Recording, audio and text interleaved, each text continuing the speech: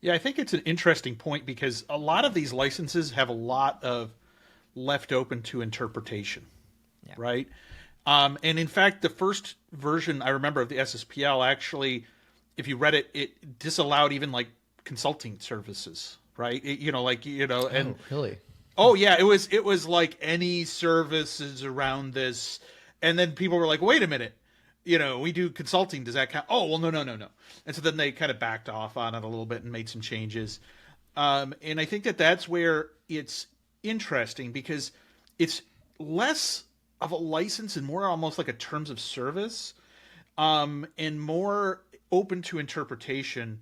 And I think it's a little scary because I mean, I'm going to date myself, not like take myself on a date for pizza, but date myself in terms of how old I am.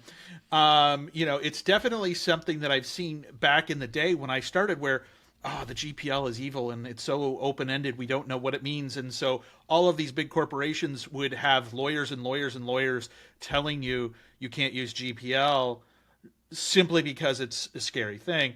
Um, because there was a lot of potential ambiguity, and over time there became kind of this standard that everybody kind of fell into.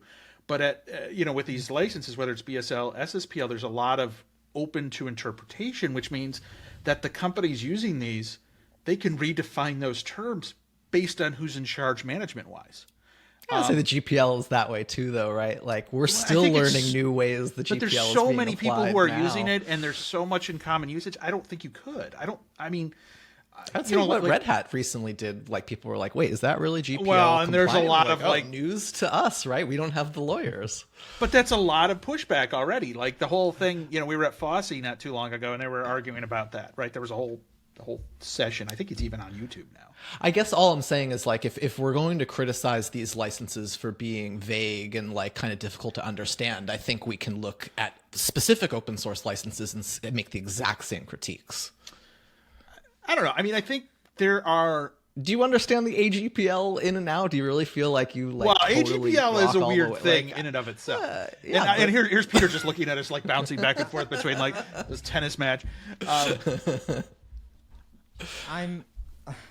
I think you're right, Avi. So I'm not saying that everything is fine with how, I mean, there's a lot of license war going on in open source. I mean, that's like